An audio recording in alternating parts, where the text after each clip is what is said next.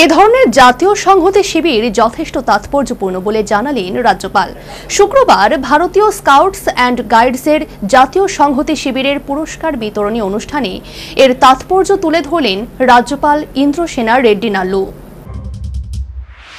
রাজ্যে প্রথমবারের মতো অনুষ্ঠিত হলো ভারতীয় স্কাউটস অ্যান্ড গাইডসের জাতীয় সংহতি শিবির 2025।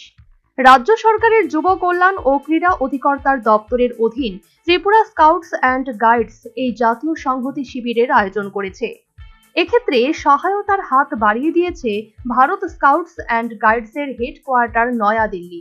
গত সোমবার মুখ্যমন্ত্রী মানিক সাহার হাত ধরে উদ্বোধন এবং শুক্রবার সন্ধ্যায় ছিল পুরস্কার বিতরণী অনুষ্ঠান। পুরস্কার বিতরণী অনুষ্ঠানে রাজ্যের রাজ্যপাল ইন্দ্রসেনা রেড্ডি নাল্লু, যুব কল্যাণ ও ক্রীড়া মন্ত্রী টিঙ্কু রায় সহ অন্যান্য বিশিষ্টরা অতিথি হিসেবে উপস্থিত ছিলেন। রাজধানী আগরতলার পূর্বাশা চত্বরস্থিত আরবান হাটে এই জাতীয় সংহতি শিবির আয়োজন করা হয়েছে।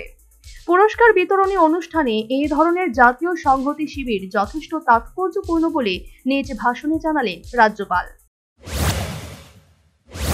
My gratitude also goes to the Bharat Scouts and Guides National Headquarters in New Delhi for their collaboration and trust, because this is a small state. In spite of it, they have taken this big program here. To see the grounds of the Shahid Bhagat Singh Youth Hostel at Purbasa Complex, transformed into a vibrant hub of youthful energy, is a sight that fills every citizen of Tripura with great pride. The very essence of this camp is profoundly significant. We have gathered here not just as individuals from different states, but as a proud representative of the magnificent India. I am delighted to learn that we have the participants of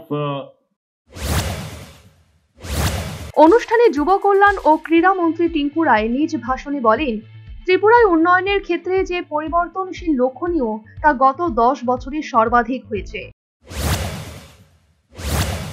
ये त्रिपुरा भी हमारा ही है और जो कुछ भी यहाँ पे कमी रहा होगा वो आप भूलेंगे और अच्छा कुछ जो भी यहाँ से सीखने को मिला है और आप लोगों को देखने को मिला है, ये आप आपके फ्रेंड सर्कल में जहाँ से भी आप आए हैं वहाँ जाके आप बताएंगे।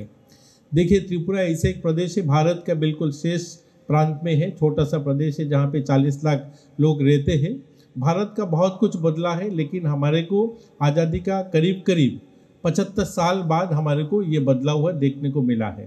जैसे आप लोग पूरा देश से आए हुए जो लोग हैं, अभी आप ट्रेन से आ पाया है, शायद आज से 10 साल पहले होता तो आप ट्रेन पे नहीं आ पाते हैं, इसलिए हमारे यहाँ पे ब्रॉडगेज आज से 7 साल पहले ही आया है।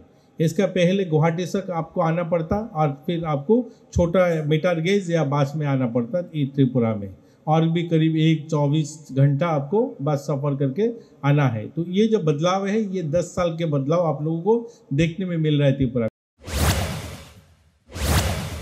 আয়োজিত শিবিরে যে সমস্ত রাজ্যের স্কাউটস অ্যান্ড গাইডসের ক্যাডেটরা বিভিন্ন ক্ষেত্রে নিজেদের প্রতিভা ও কড়া কৌশল প্রদর্শনে নজির স্থাপন করেছেন তাদের পুরস্কৃত করা হয়। রাজ্যপাল সহ যুব কল্যাণ ও ক্রীড়া মন্ত্রী এই সমস্ত পুরস্কার তুলে দেন।